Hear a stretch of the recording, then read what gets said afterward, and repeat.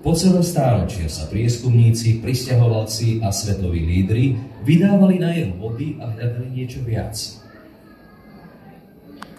Práve táto vrodená ľudská túžba po niečom väčšom, ktorá poháňala mnohých dobrodruhov ku snívaniu, navrhovaniu, stavbe a plavbe na najluxusnejšej lodi svojej doby, kráľovskom poštovom parníku Titanic. Spustená na vodu v roku 1911 merala viac ako 269 metrov a vážila vyše 52 000 tón, čo z nej v tej dobe robilo najväčšiu loď, aká bola dovtedy postavená a zároveň najväčší pohybujúci sa objekt na svete. Stavitelia firmy Harland & Wolff v Belfaste dbali na každý detail pri navrhovaní lode Snow a zabezpečení toho najlepšieho na jej spoločenských priestoroch, kajutách a celkovom komforte. Výsledkom bol plávajúci palác s najikonickejšími priestormi, aké sa kedy plavili na mori.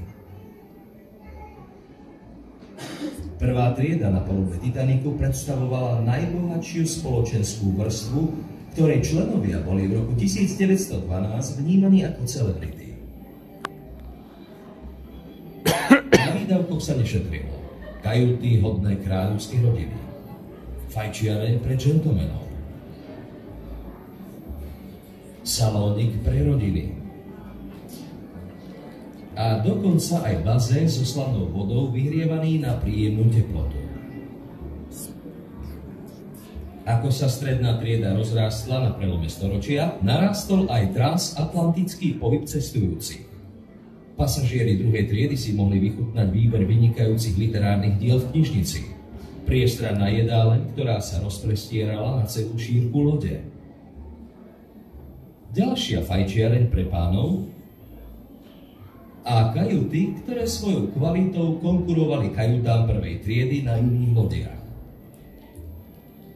Pre tretiu triedu či kormidelníkov. Mnohí zažili elektrické osvetlenie či splachovacie záchody po prvý raz. Titanic bol zázrakom techniky.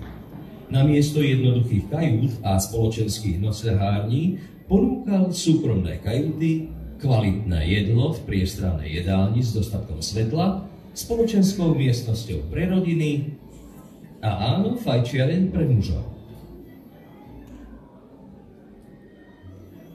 V pozadí viac ako 900 členov posádky pracovalo vodne aj v noci.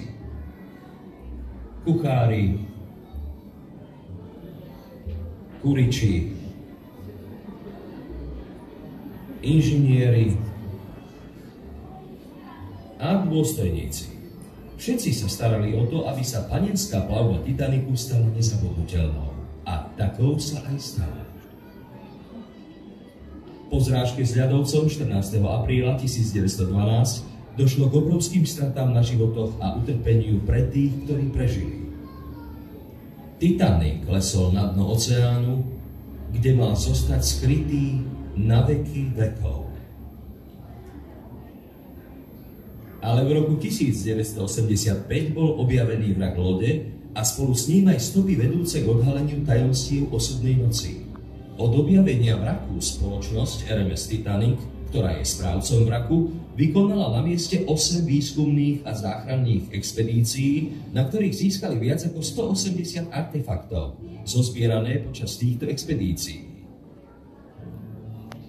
Spomienky, osobné príbehy a rekonštrukciu kajút. Dnes zažijete zázrak Titanicu, ktorý sa datuje od našich prvých túžob prejsť cez Atlantik.